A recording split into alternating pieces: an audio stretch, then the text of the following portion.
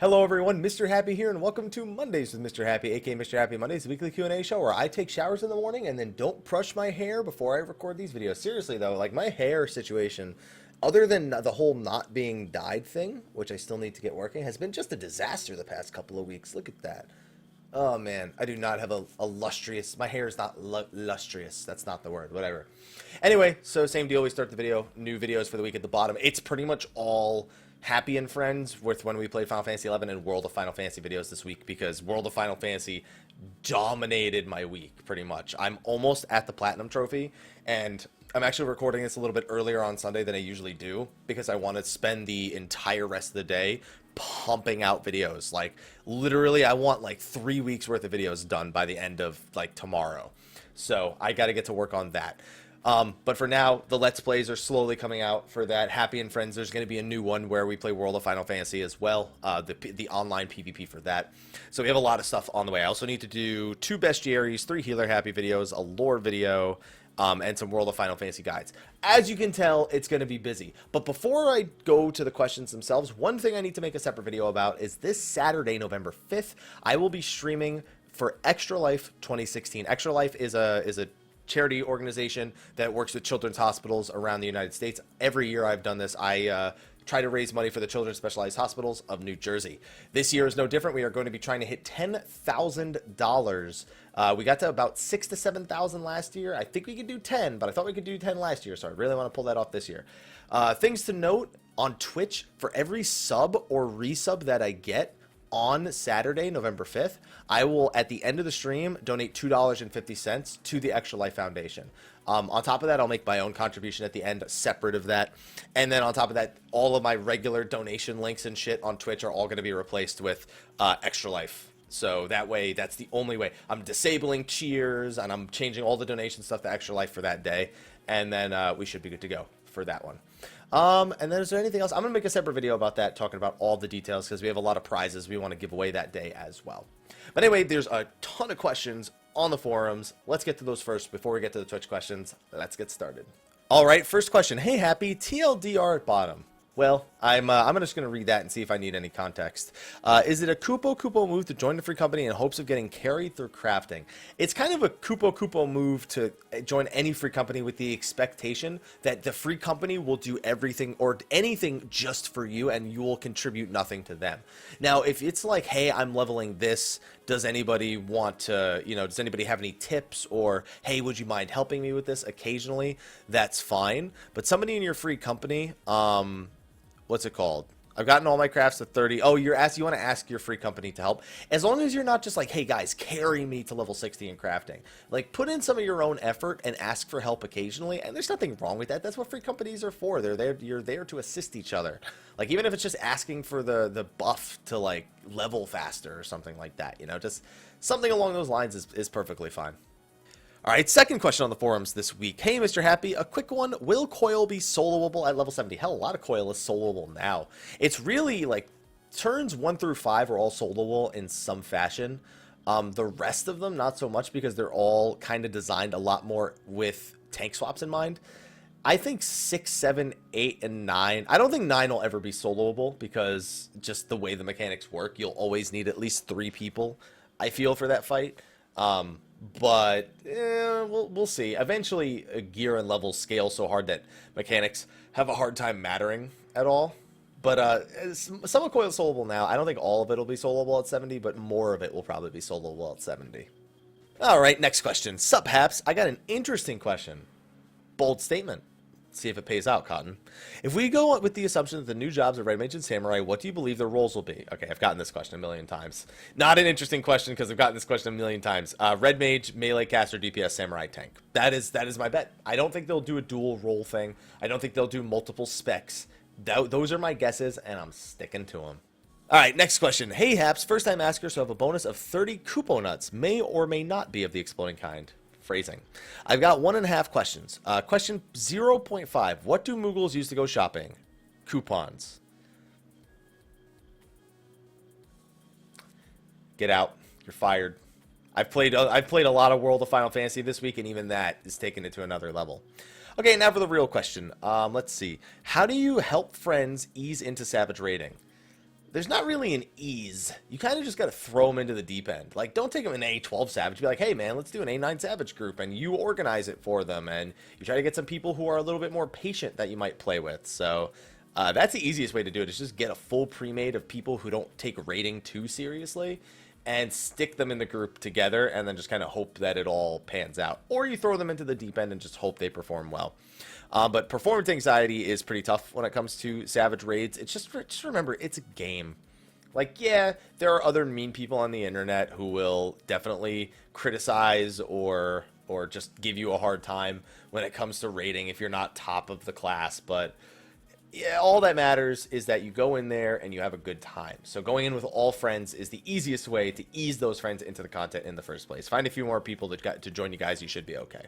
Next question. Good morning, Mr. Happy. It's actually, for the first time, it is morning when I'm recording this, but you guys watch this in the morning, so I guess it works out.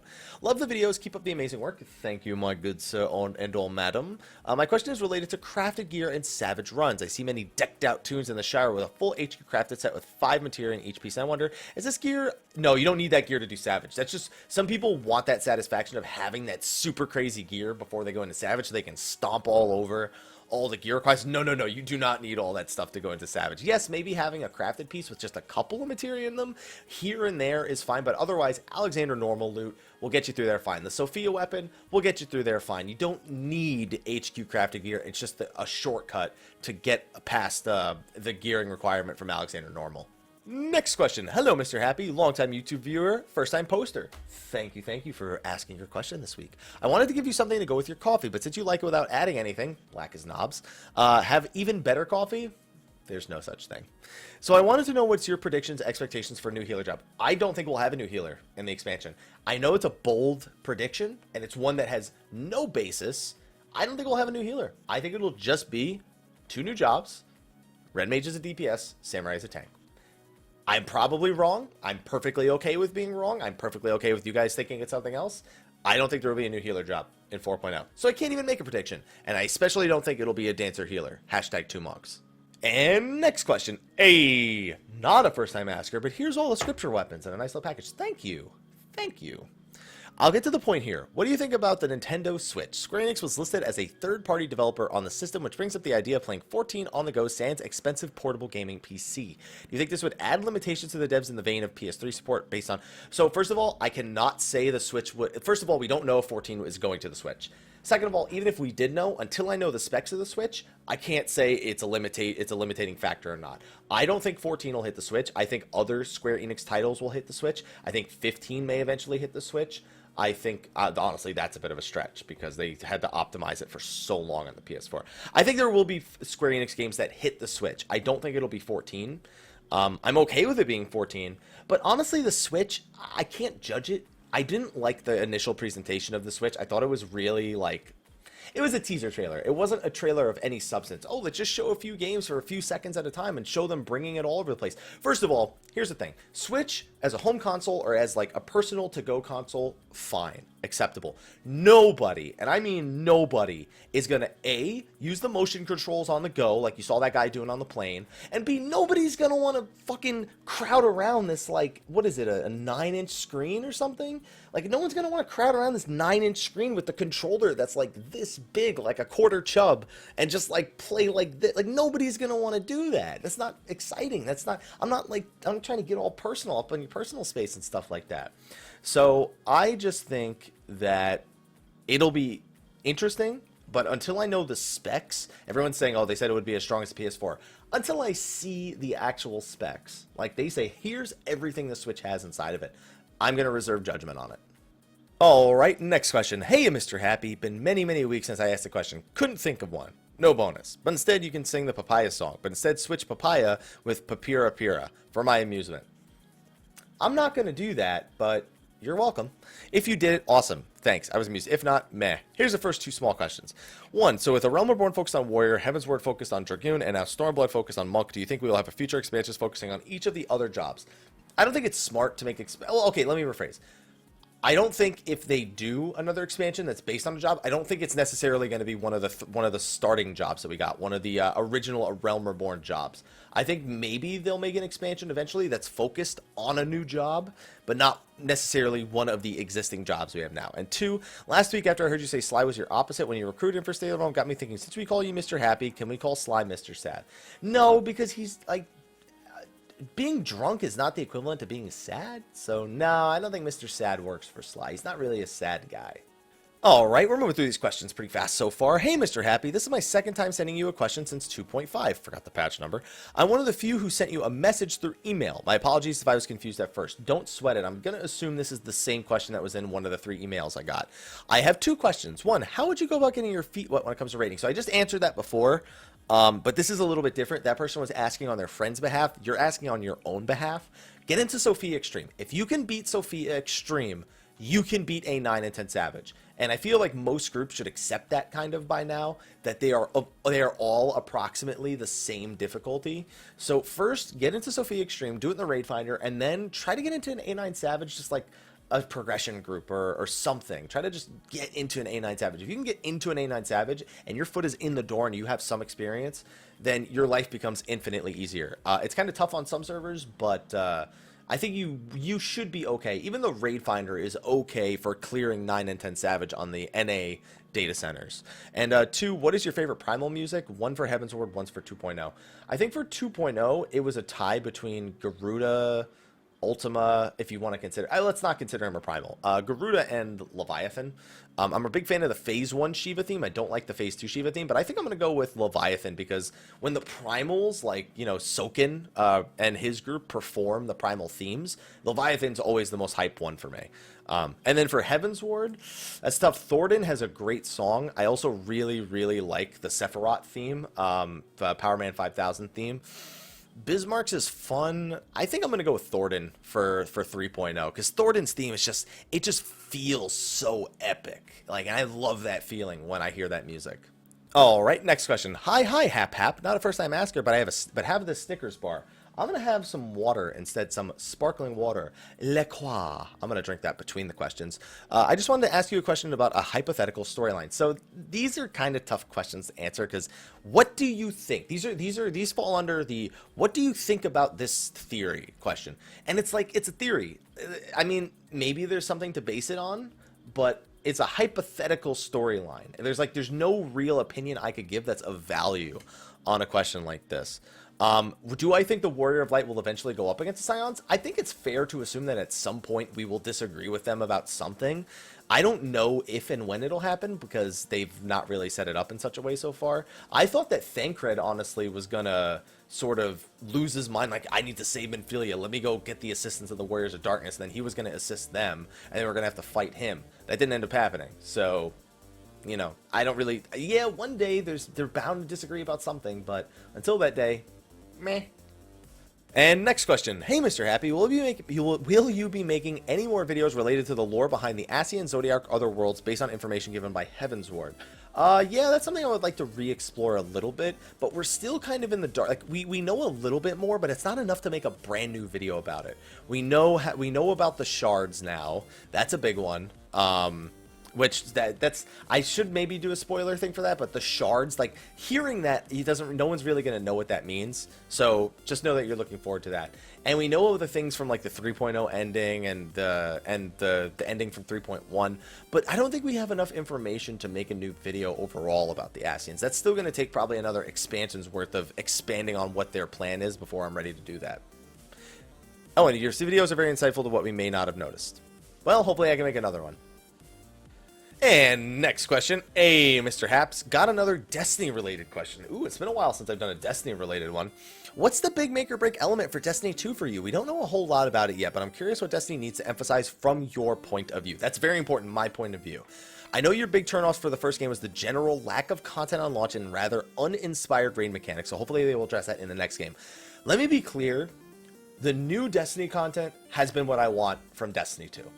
I think that if Destiny 2 is of the quality of the expansion prior to Rise of Iron and Rise of Iron itself, that will meet my expectations. The only other thing is when they first gave us Destiny, they talked about how, oh, you're going to see this area in the distance and you're just going to be able to go there.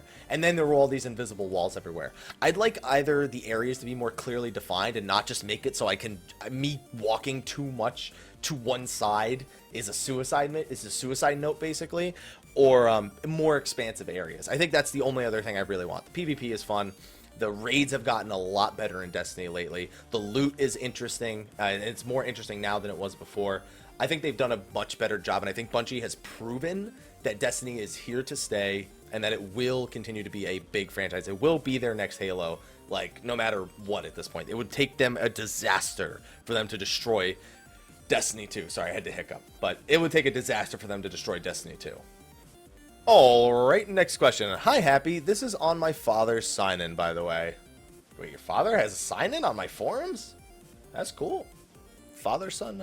My dad was a raid leader in our free company, and he was a warrior, and I was his princess healer. So you were his daughter. Okay. We were, I said father and son, but father and daughter works as well. We were marking our way through Alexander slowly. He has a full-time job as a truck driver. We always wanted to clear Alexander together, but a month ago he got in an accident when he was driving over the road, and he fell asleep while driving. He passed away. I'm so sorry to hear that. God rest your father's soul. My raid group still wants to progress through the raid and wants me to take his place as raid leader. I don't ever think I can be the leader he was. I don't know how to be a raid leader or know how comfortable I feel about doing it without him. So my number one piece of advice here is I think you'll be very happy in the end if no, first of all, I don't disagree with you with the whole canceling his account thing. I think it's kind of the right thing to do to keep his account active for the time being. It's almost like keeping a piece of him around, or at least that's how I feel. I think that being a raid leader is, no matter what your situation, incredibly stressful.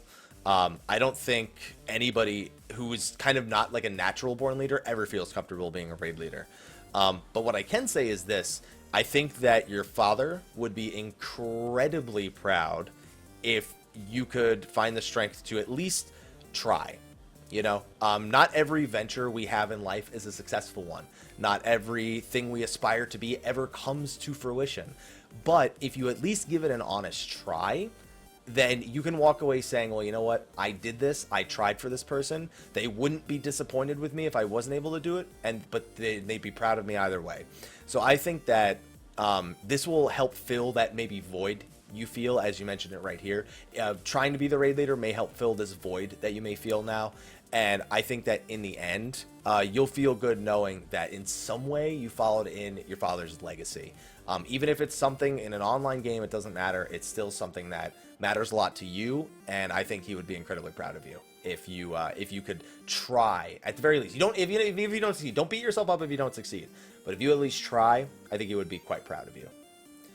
All right, next question. Hey, Mr. Happy, longtime viewer, first time asker here. Have a bonus Wondrous Tales journal. I have two questions. The first one, would you consider, or do you even think there's a need to make a quick weekly video or segment of State of the Realm on 3-line rewards in Wondrous Tales? So, going back to Destiny, and I had this conversation with my stream earlier today about how you guys may know a YouTuber by the name of Dato. He's done Destiny content, pretty much like how I did Final Fantasy 14 content way before 14 came out. He did the same thing with Destiny. And he does every week, he posts a video and he says, this is what the rewards are, this is how good it is, this is the situation it's good in, and that's a very popular series. For Wondrous Tales, though, I think I feel like it's a much more straightforward thing, and also Wondrous Tales, while the rewards are all the same, the conditions to get them, like the duties you have to do, are obviously slightly different. So I don't know that there's really much need. Like, hey, what would I take between 20 materia and the ornate gear? Well, the ornate gear sells for this much, and the 20 materia sells for this much. So looking at value, but I will probably, use the 20 materia to upgrade armor as I get stuff from like scripture and whatnot. So I can save myself all this gil, or I can just get a fat amount of cash. I would probably take the fat amount of cash because I can get Maki matter over the weeks from other things like Palace. I can get grade 5 material from Palace of the Dead, which is getting an update. I'm getting what's it called? I get the one weekly from the Weeping City, for example. You know, I don't need to get this 20 materia. I can slowly get the materia in a different way.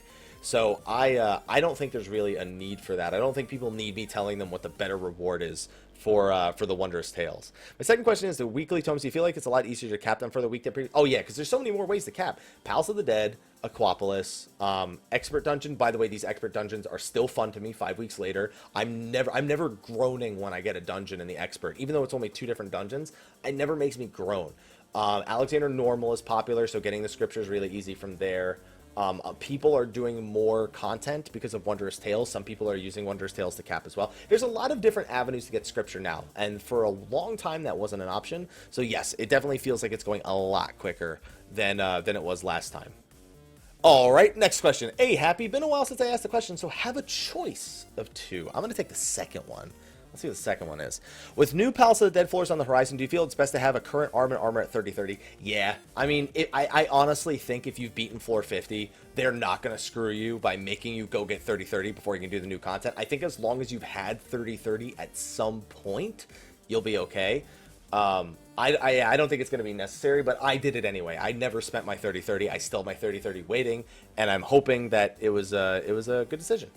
All right, next question. Hey, Happy, it's been a while since I've asked you anything, but a thought struck me and I wanted some feedback. Do you think we'll have Beast Tribe quests in 4.0? I think we'll have quests that resemble Beast Tribe quests. I don't think we'll be messing around with Beast Tribes in general. I think that the Beast Tribes we've spoken to at this point are all fairly sort of, you know, explored. And in a Garlean area, the Garleans would have wiped out any beast tribes that were in Alamigo. Maybe there's like an underground one that they don't really mess with, but I don't think that there will be any beast tribes alive in Alamigo for us to interact with. Maybe we'll go back and interact with the old ones a bit more. Maybe they'll give us beast tribe-esque quests for new areas inside of Alamigo or inside of Girobania. But I don't think we'll specifically have Beast Tribe quests in 4.0. Maybe the Keekerns. Those are the only ones that we might actually get Beast Tribe quests for. And next one. Hap. You forgot the 4th thing last week. I didn't forget. Which wasn't even a question. I know. Listen, I know whose stuff I'm reading. I didn't forget. Trust me. I have a little twist for the question roulette. And this time I have a question which may vary. So, playstyle-wise, what do you think is the right attitude for, I'm going to assume this is tanks, healers, and DPS.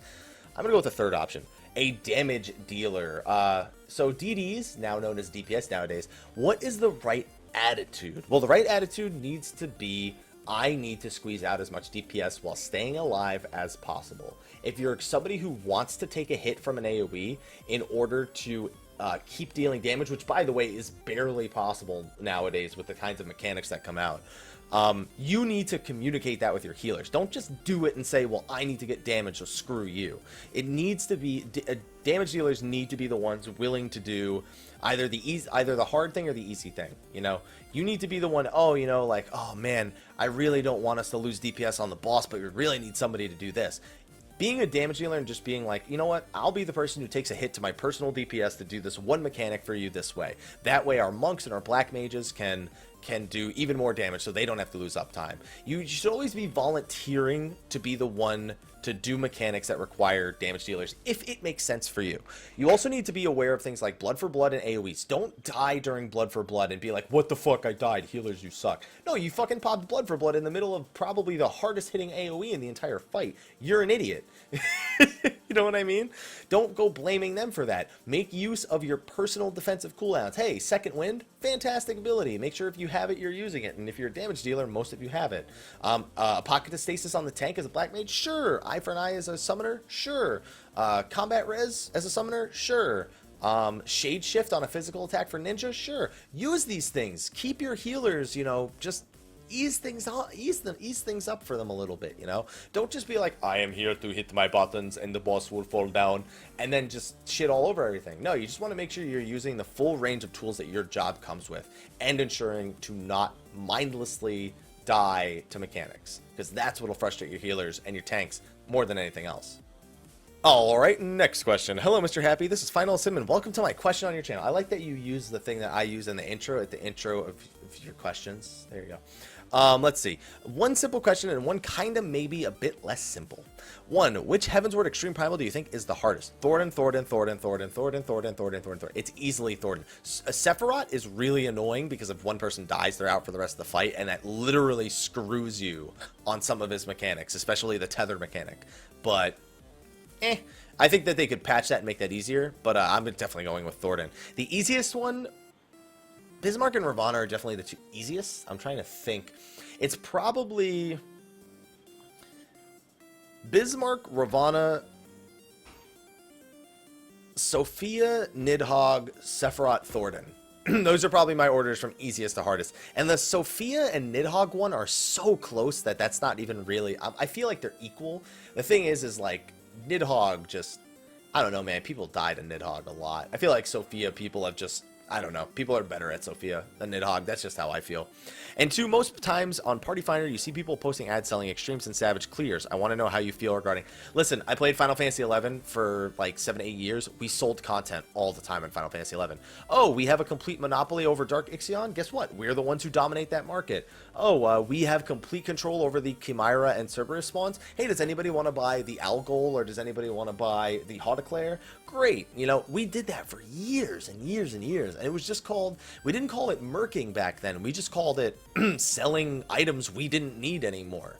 And so when I think about it, and then I think about it in World of Warcraft literally has a type of run where you go through a raid with the entire notion that people are buying the items. Like, that is the only way to win an item in that raid group, is to have X amount of gold and to be willing to purchase an item. There must be at least one item on your list that you are willing to purchase if it drops. And then everybody just bids against each other, and then it pays out to the entire raid group. I mean, that was a thing. And so when I think of murking in Final Fantasy XIV, I'm like, it doesn't, like, I've dealt with this in MMOs for like a decade. Like, this doesn't affect me at all. You know what I mean? I'm just like, oh yeah, they're doing that. Whatever. That's it. That's all it is to me. Oh, cool. They're probably making good money like that. That's the end of it.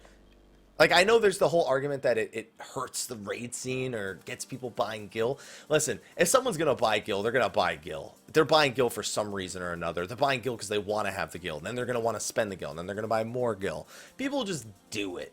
You know what I mean? They're going to do it anyway because that's just the kind of person they are. They want to be able to purchase sort of means through which to make the game easier, and that's one way to make the game easier. So there's nothing you're going to do to stop those people. If all sales runs stopped, people would still buy Gil, because you know what they do then? They go spend it on all the shit on the market board, or they first of all, sales runs will never end because it's just impossible to do that. It's going to happen. It's going to happen. There's no way of stopping it, and it is what it is. It's been in MMOs for like since the beginning. It just isn't. It doesn't affect me at all. It's there. It's going to happen. All right, next question. Hey, Happy. So last raid tier was my last rating tier because of RL stuff, but now since the patch, I'm regretting every minute I'm online. I feel like this game without raiding is just a waste of time. I wish I could raid, but I just cannot commit to a group and set schedule. I've tried Raid Finder and got a little practice, but no clears, and it takes hours of waiting. Also, Party Finder on my server Faraday is just awful. I really don't know what to do. Sounds like you need to go to a more populated server, one where pugging is a much more acceptable thing. Gilgamesh. Sounds like you need to go to Gilgamesh. To be honest, just a server where pugging is easier, where you can go into the Party Finder, find progression groups, or hop into the Raid Finder and get a decent amount of progression. But it also sounds like you just need to explore other options. If raiding is the only thing you enjoy in MMOs, you're probably better off playing games like Dark Souls or like difficult single player experiences, because when you're done with it, you're done with it. You hop to the next game. You know what I mean? So that's really the best advice I can give you. And we're on to the next one. Ohio, Mr. Happy. My offering today is to get Final Fantasy 15 a day before everyone else. Honestly, if I don't get it a day before everyone else, I'm going to be pretty shit. Like, I'm going to stream it the day it launches. Like, I need to have it the day before. Two questions today. One, how does one determine parse numbers? Like when they say I parse, there's a program called Advanced Combat Tracker.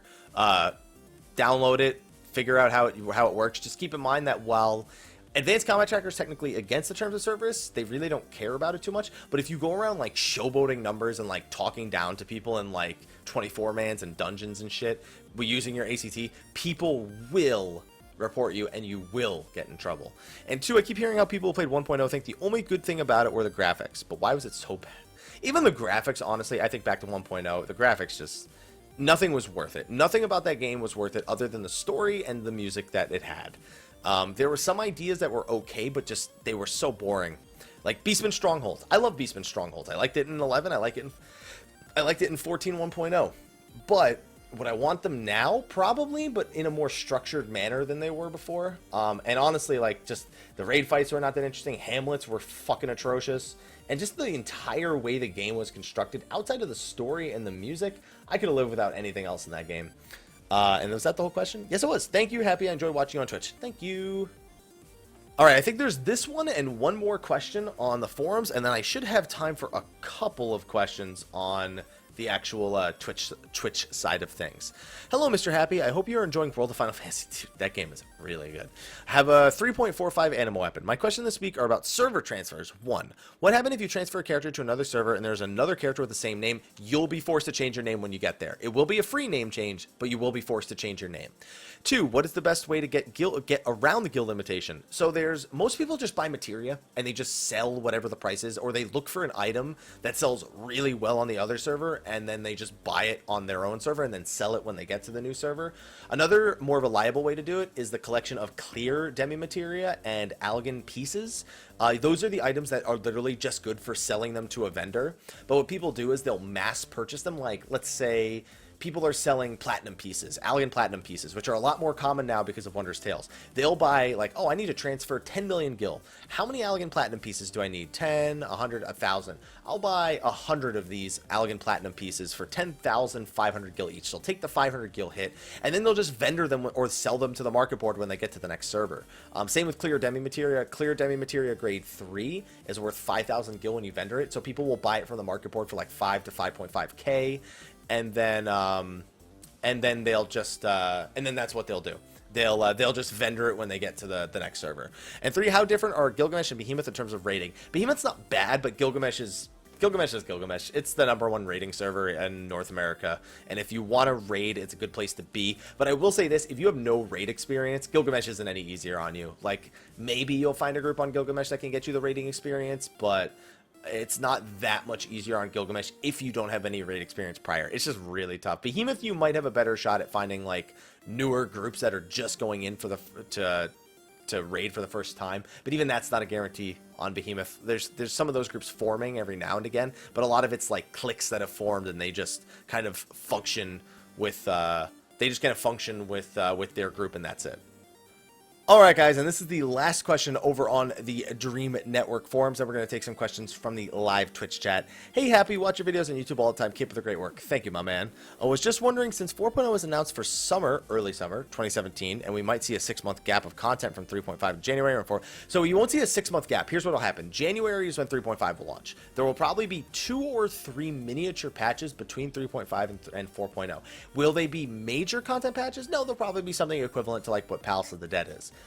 You'll probably see 3.5 is this one piece of content, and then they'll take some piece of content and do it in like 3.51 2 weeks later, and then 3 weeks after that they'll have 3.55. There'll probably be more story content plus maybe an additional step of the animal weapon. Then they're going to start removing like scripture, like they're going to double the scripture cap to 900 or some shit so people can get gear more easily, and then they'll probably do something along the lines of like removing the weekly limitations from Alexander the Creator Savage, and maybe add some nerfs in there so people who couldn't raid before can get into raid now a little bit before 4.0 comes out. Expect all of those things to happen between 3.5 and 4.0, but don't expect just a flat out 6-month gap with no content in between. Expect like minor patches along the way to try and get to that, but I do not expect a patch 3.6 update.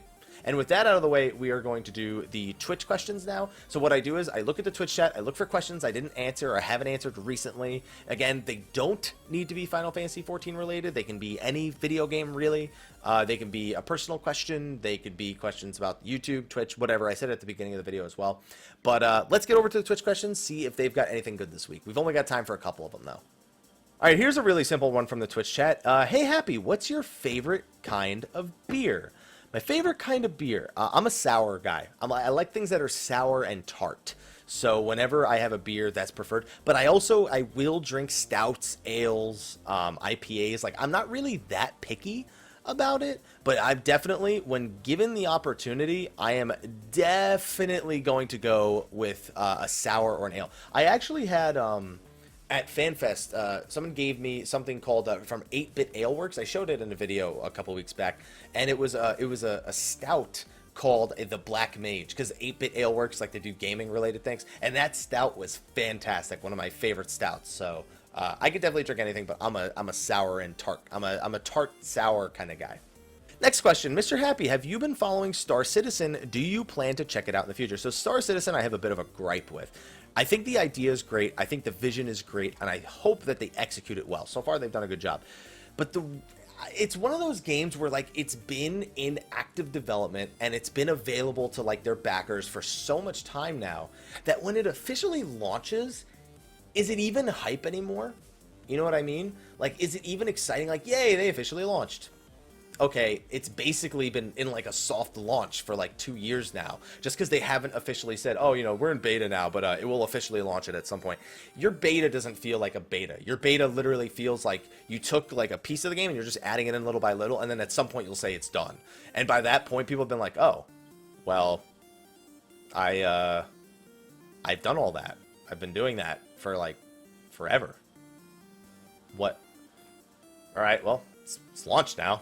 So I don't know. I don't think it's going to be that interesting to me. It's probably not something I plan on delving into at all. Next question. Just a general question. You played I Am Setsuna and seemed to really like it. My question is, what do you look forward to most in RPGs if they don't have a legacy behind them? Gameplay and story. If it's got a good story and it's got decent enough gameplay, because RPGs are not really known for their gameplay, dude. They're like, you pick an action out of a menu and then action happens, and then you wait to do another action. Like, that's the majority of RPGs. That's why I really like action RPGs. That's why I'm looking forward to 15. There's a lot more active decision-making in games like that. So it's really down to, like, the story, the music, the atmosphere. That was what got me into Final Fantasy. It wasn't that it was, oh, it's Final Fantasy, so it's great. It was like, oh, I love that every Final Fantasy game is this different universe and these characters that I get to learn about and understand and figure out where they come from, where it's all going. Do they hate each other now? Are they going to be friends later? Like, just that evolution of that world is what I look for in an RPG. And if an RPG can develop their world and make me interested in their world, then I will dive right in. Next question. Mr. Happy, I'm enjoying your 11 videos, but my question is, if you're going through the 11 grind again, why didn't you choose private server? Because private servers are illegal. It's a very simple question. If you are somebody who plays on a private server, I understand you're probably playing it for nostalgic values because you're playing it for like the old 75 cap and stuff. But as a broadcaster, you do not play on private servers. You do not, because that is a one-way ticket to a shit list for a company because it's illegal. It's just flat out illegal. So that's why I don't play on private server. That's why I didn't do it. And I'm not going through the grind again. We're done. We did 6 hours of gameplay that day. We're not playing it ever again. So I hope that's completely clear when it comes to those videos. They are ending as soon as we get to the end of the 6 hours that we recorded when I upload it. All right, next question. This one's quite different. Mr. Happy, how do you feel about portions of the gaming community who say pre-order is a bad idea? I don't know why my nose is so itchy, guys. This happens on like Mondays with Mr. Happy like every few weeks. Like I just get a really itchy nose and I just have no idea why. I don't know. I mean, I guess the idea of paying for a product that you know that you haven't ever gotten to test yet is kind of strange, but at the same time, it's like the only way you're gonna know if it's worth the money is if you play it. And how are you gonna play it? That's why like demos are really good, because like if you like a demo, you can say, hey, I'm gonna pre-order this game. I'm confident enough based on this demo that this game is gonna be worth my money. Fantastic. Makes perfect sense from a consumer standpoint. But like a lot of people pre-order who've never played it, and that's understandable because when are they going to play it if they don't pre-order it? They're going to watch it online, watch somebody else play it. Maybe the other person doesn't like it. Maybe that person liking or disliking it directly influences their decision to purchase it. I mean, that's why they call Twitch broadcasters and YouTubers influencers now and not Twitch, YouTube content creator, or Twitch streamers and YouTube content creators. That's why it's like that in the industry nowadays. But it's still like, pre-orders can't be bad. Like, they're not bad. They're a way to make some money for the company ahead of time so they know the demand. And on top of that, it guarantees you your purchase. Because if you go to buy it after it comes out and it's not there, you're like, well, shit. Guess I'll buy it digitally now. I don't know. I don't think pre-orders are bad. I think there are times where, like, again, like going back to Star Citizen, where, like, paying for the game in advance and then as it's updating, like then, you know, it's slowly becoming a full game. Like that's a little shaky for me, but even that's still executed well in some ways across like games like Star Citizen and Darkest Dungeon and stuff like that. So I don't think it's a bad thing. All right, the last question I'm going to take from the Twitch chat today. Happy, what do you think of Bethesda's decision to allow streamers to play their games ahead of reviewers and media? So That is a great question, because as a broadcaster, the number one thing we strive for is to get early access to a game.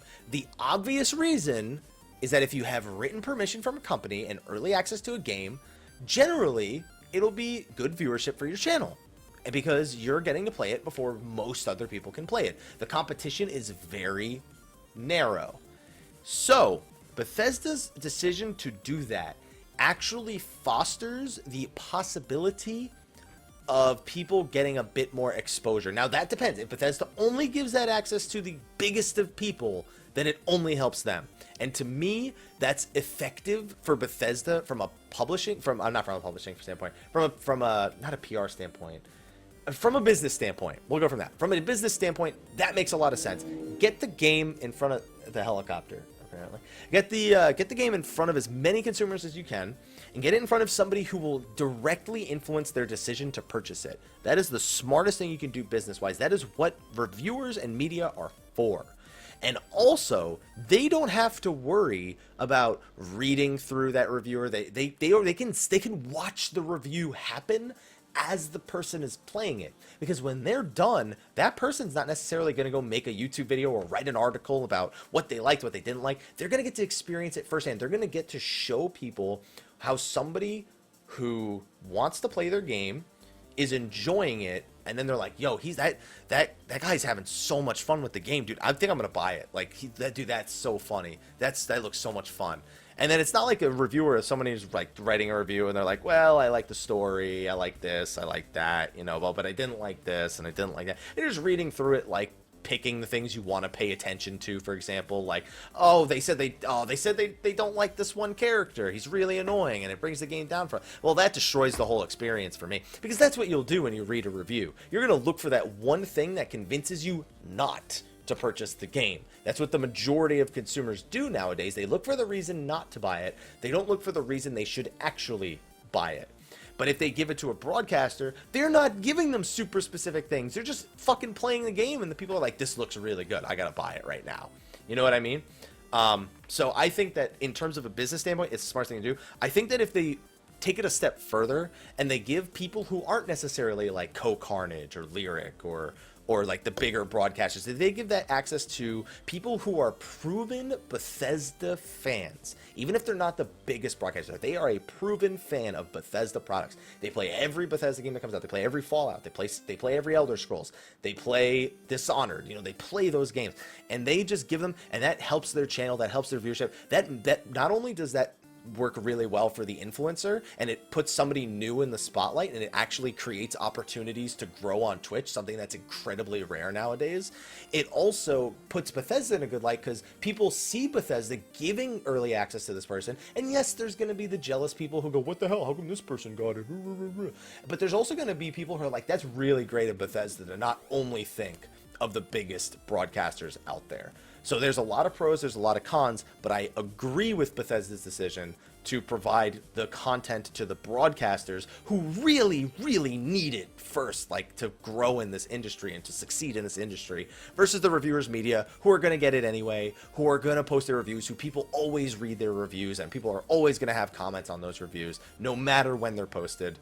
That, I think, is the smart thing to do for Bethesda. On that note, everybody, I am going to wrap up. That is the last question I'm going to take from the Twitch chat today for Mondays with Mr. Happy. Everyone, thank you. These are some of the best questions we've had in a very long time. I think I said that about a month ago, but these questions were also fantastic, especially the Twitch questions today. Again, for the YouTube side of things, videos at the bottom. I have a lot of videos to work on today, so expect next Mondays with Mr. Happy to have 3 videos that are of a completely different variety than the ones you're seeing this week. It's mostly Let's Play uploads this week, so it is what it is. But I'm going to wrap up on the YouTube side of things. On the Twitch side of things, I hang out for a few more minutes. So on YouTube, if you have a question you want to post, Dream Network forums, description of the video, go there, ask questions there. Also, video question submissions, send them to the email. Only video submissions to the email, if you even have them at all. And as for the Twitch side of things, well, you guys will see me next Sunday, so you guys get to ask me questions live. You know how that works. But anyway, thank you for watching YouTube. I will see you next week, and until then, take care.